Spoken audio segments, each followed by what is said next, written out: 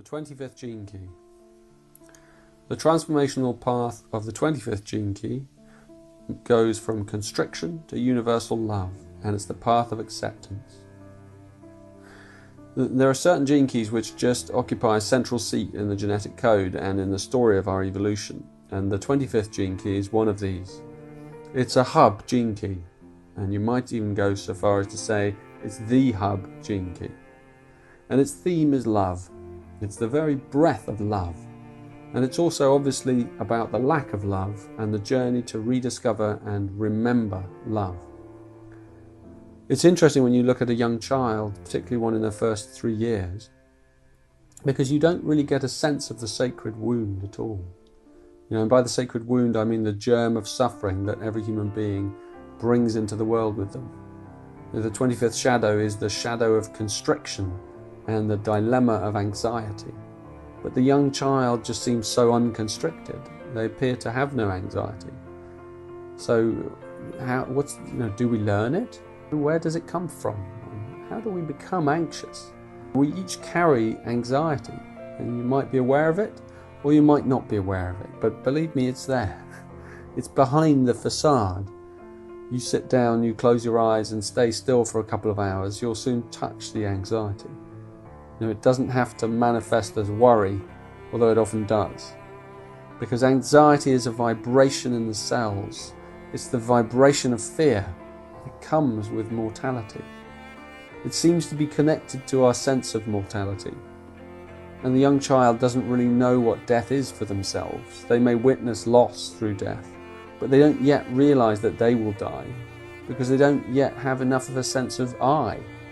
So the anxiety seems to be connected to this sense of I, what some people call the ego, which I find a bit of a confusing term, but it's this sense of the I.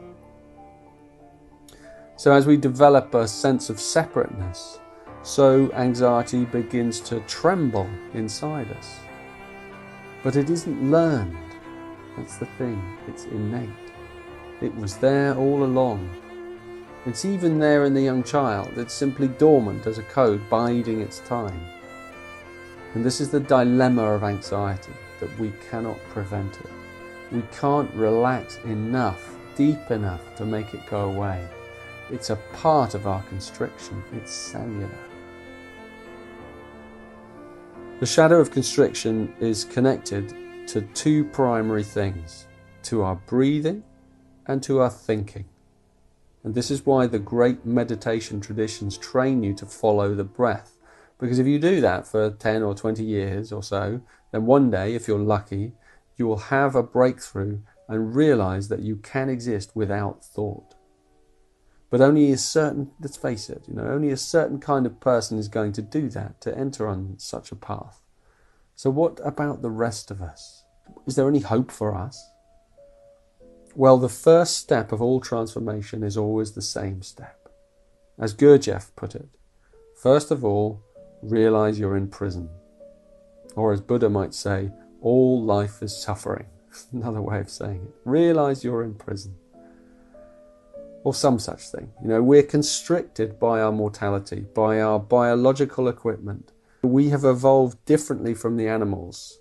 They have fear, but they don't have anxiety, because they don't have enough self-awareness yet. And yet anxiety is also the very vibration that inspires the quest for higher knowledge. So it's wonderful from that point of view. So we need to get to know it. And the biggest dilemma with anxiety is that we can't think our way out of it. Mental knowledge isn't enough. No amount of psychoanalysis is going to be enough. We have to contact the vibration directly. In the Golden Path, we talk a great deal about the path of contemplation. Well, when you get into it, to a certain level, into the heart of your Venus sequence, for example, then you come to a place where you have to contemplate your anxiety. You might not even think of yourself right now as having anxiety, but it's there. And you'll come to it as you go deep enough. We carry this sacred wound as a constriction deep in our being. And once we've stopped trying to run from it, which might take us lifetimes, then we have to begin to turn in towards it. You know, it's not going to kill us. It's there anyway. And the moment we bring our awareness into the body, then strangely enough, it seems to dissipate. And our breath is the key. Now, how many breaths do you think you take each day? You might be surprised. Someone's figured this out. It's on the internet. About 17,000, they reckon. How many of those breaths are you aware of each day? None? Maybe one? Maybe a few? And this is the power of contemplation. It brings pauses into your day. It slows you down. It doesn't necessarily slow down your outer life, but it slows down your deep rhythms. And it brings you into a stately rhythm. It allows more awareness into the day. And that's how we meet anxiety, with awareness. There's nothing wrong with constriction. It's the starting point of our grand journey. The body is a constriction for awareness. And until our awareness one day breaks free from the body and connects into the fundamental patterns of the universe, that's coming, that's one day. And that's the path of acceptance. That's where that's leading. So the 25th gift is the gift of acceptance. A central aspect of contemplation is a coming to terms with your life as it is. And this is simple, but it's not always as easy as it sounds. So I break it down into 3 phases. I call them allow, accept, and embrace. It's just a practical way of using this. And the 25th gift is all about this process. It's the gift of acceptance. So first we have to allow. And allowing is very spacious. You allow yourself to be a certain way, to feel a certain way. You don't have to accept it yet. You don't have to like it or anything. Allowing is the very first breath of our awareness. It's the very act of turning within, which is why it's the first stage in contemplation. And allowing also has an additional component. It has openness.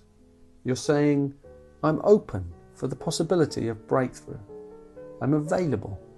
I have no idea what that looks like or what it means even, but I'm suffering and it may not be okay, but at least I'm acknowledging it. I'm allowing it.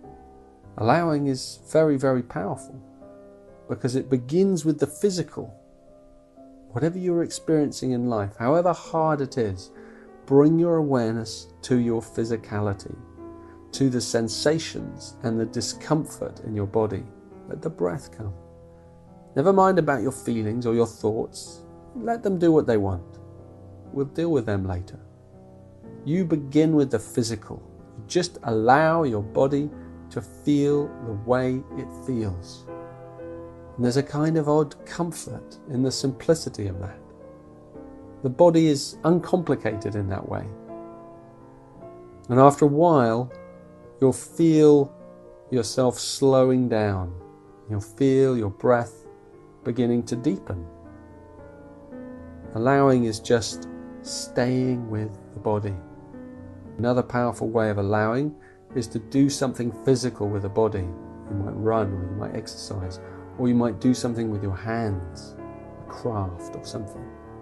All these kinds of things that are rhythmic can help bring your awareness away from the mind and back into the physical cells.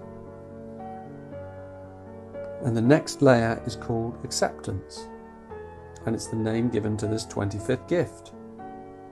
And acceptance is when you make full contact with your feelings. So once your breath has settled a bit and you've regained some core stability, then you can feel your feelings without being overwhelmed by them. Emotions, are chemical. So once the chemistry is bearable, then we will feel some space opening around our feelings. We may weep, we may feel sad, we may feel numb or angry or afraid. But now at least we're in touch with how we feel. And our awareness can begin to wrap itself around those feelings and be generous around those feelings. Acceptance happens as we remember our heart. Our heart reminds us that everything is okay. Even in the midst of pain, everything is still okay at a deeper level. And this is when we begin to trust again. Because with acceptance, there's always hope. Not blind emotional hope, just the hope of life. Life is hope. Life is optimism. So acceptance allows the possibility that transformation may occur. In fact, the possibility is becoming a probability. Allow, accept, and embrace. It's all the process of acceptance. Now, I'm just breaking down the process behind the word. So embrace is when the third component comes in, the mind. Allow is of the physical body, accept is of the emotional realm, and embrace is the mental aspect. So as the heart opens to our experience, so the mind finally lets go. Because the mind is the chief problem. When the body's filled with anxiety, then the mind runs amok. It's like the mad kind of factory manager trying to keep all the machines from overheating. And in the end, he just gives up. But the embrace is where the magic happens. Embracing pain requires a full and a deep capacity to breathe. And now the breath is falling deeply into your belly. Now you can handle life, no matter how intense your feelings. Now with an open heart you can ignite your own transformation. And it's important here to discriminate between embracing something and resignation. You know, when you resign to something, it's a dropping of your head. It's a yielding to the shadow without the awareness of the city. The gift always straddles both ends of the spectrum. Acceptance lies between constriction and love. Whereas resignation is surrendering to the constriction. Many people make this mistake in their shadow work. They kind of cave in on themselves and they forget that there's something higher in their nature. There's something higher hidden in the shadow. You see people like this everywhere. They've lost hope. They believe that things can never change. They believe things can never get better. And this is a false kind of acceptance. True acceptance is done with your head held high, with a deep breath of courage, almost with a kind of defiance in a way. You turn to the shadow and you say, yes, yes, I see you, but I don't have to believe in you. You're just the beginning. And without turning from the shadow, you open your heart up to more. You know, one of the hardest things for humans to accept is the beauty of life. We rush headlong past it every day. But without time for pauses, without the right attitude, we never break out of the constricted, addictive mindset. But the contemplated life allows you time for beauty. It allows some of the wildness back into your soul. The world has become so tame. Our technology, for all of its gifts, it's so tame. It's making us docile. You know, some years ago, I lived for a while, for a year or so, in Maui, Hawaii. It's a place of paradise. It's just heaven on earth. There's not even any nasty creatures there. The whole place is just so soft and so yielding. And you can step naked into the forest and you can walk across ripe mangoes. That's the kind of place it is. But when I was there, I went to a few parties and just because you do, and I found all these people taking drugs like marijuana and ecstasy and doing these things. And I got nothing against those things at all. But if there's one place you don't need them, it's Maui in Hawaii. So my point is that it's really hard for us to let that beauty of the world in, unless we can also accept the suffering that's inside us. And that means we have to be bold. We have to be inner warriors. We have to breathe and let the beauty in. And yes, as Khalil Gibran says, love will shatter your dreams and lay you waste like the north wind lays waste the garden. But what a way to go! Life and love opens us up to higher and higher vistas, and it smashes our preconceptions. It shakes the mind to its foundations. So I want to give you something practical here. Look at your day through the lens of acceptance. This is an amazing spiritual practice. Look at the things you don't allow to be the way they are. A slow car pulls out in front of you when you're in a hurry. A person that irritates you.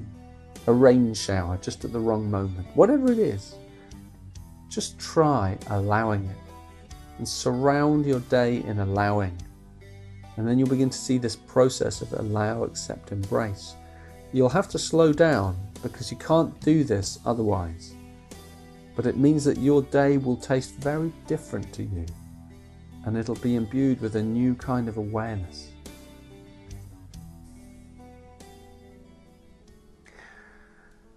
The 25th city. Universal love. It's funny what happens when you turn your awareness inwards.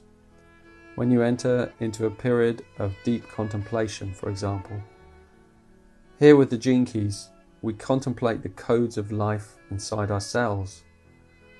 And when we go deep enough, we get to see that our DNA really contains revelations. It connects us to these cities, deep within us. Within the infinitesimal folds of our physicality lies the possibility for our transcendence. We can never be alone. Our DNA prohibits that. It contains the history of our species as a holographic memory. And it also, like a seed, contains the holographic imprint of what we could one day become. And you can access that seed, that memory imprint. It's readily available for those of us who turn within. All my insights come from this place. Our spiritual evolution drives us either to deny or accept the wounds that we carry. There are no other options. It's just a matter of time. You can tread water, you can distract yourself, but eventually it needs to be addressed. The human heart is the most obvious way in. Can we accept life through our heart? Can we learn to contemplate with our heart? The thing about this city is it describes the shift from the personal to the universal. Most of us really only think of love as a personal connection that passes between people or between us and something outside us. And the feeling of love then bridges that distance, bringing us closer in unison to that person or that object. But universal love lies in another dimensional field entirely. It's the connective tissue that holds together everything. And this is why we call it God. It's love. And this isn't just anthropomorphizing. It really does have a quality of unifying. So when we begin to move on the path towards realization, we have to let go of the personal dimension. The personal dimension still retains a certain quality, but you can no longer say that you love someone or something more than anything else. It's a big change. It's a big mystery, this leap from a gift to the city. And I'm not sure what it takes. It just seems to happen on its own accord as we go on opening and softening our hearts. It's beautiful, really, because you can only achieve through the feminine approach. You can't will your heart to open that much. Your acceptance and your embracing just becomes pure surrender. You just bow to life.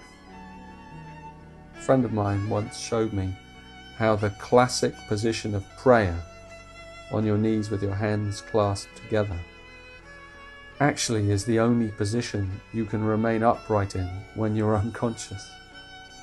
Think about that. It's the same in the Muslim version, except there you collapse completely.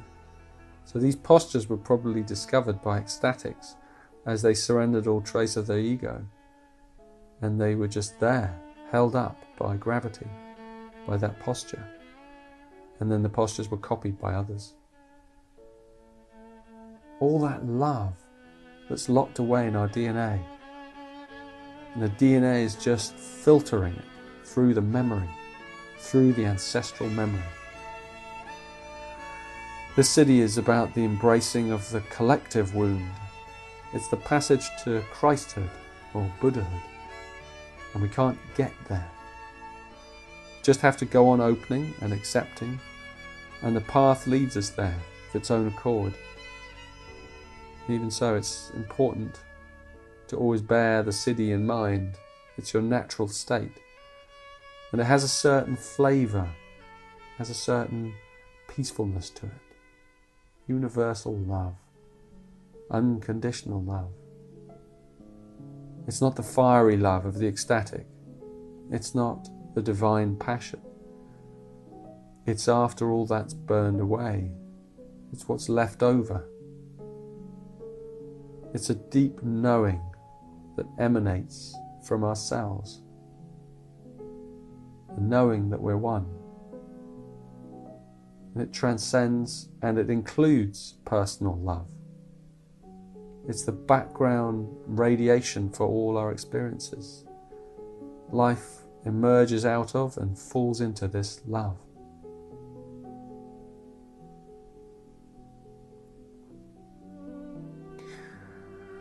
It's intriguing that this 25th gene key is part of the codon ring called the Ring of Humanity, because at its highest level, the 25th gene key feels rather inhuman, at least inhuman as we know it. This siddhi concerns the future of humanity. It concerns a new kind of human being, a human that knows it's universal, a human that's moved away from the personal dimension. And that's going to make a very different kind of planet. I don't think it's very easy for us to imagine that. And the 25th siddhi is also one of the 7 sacred seals. That's a mystical group of gene keys whose collective role is to heal the sacred wound within humanity. And the 25th gene key, the 25th siddhi, is the 3rd seal. And the 3rd seal heals the human wound of shame. You know, Adam and Eve in the garden, covering themselves up. We believe ourselves unworthy at such a deep level, and we've built a civilization based around that. The manifestation of our unworthiness is greed, it's selfishness. We're always trying to fill this void we feel inside. One day when we no longer feel it, and we'll no longer be selfish anymore, we'll have no need of that. We'll follow our higher purpose, and our higher purpose will always be to serve the whole in some way. And our reward will come from service, from philanthropy. And this is why the 25th gene key always has such a strong connection to money. It does. When you contemplate it, you'll see that. You know how constricting money or lack of money can be? Well, this 25th siddhi has plans. It sees a world without money. It sees a world where giving is the only currency. It knows that. It knows that's what's coming. One day. One fine and beautiful day.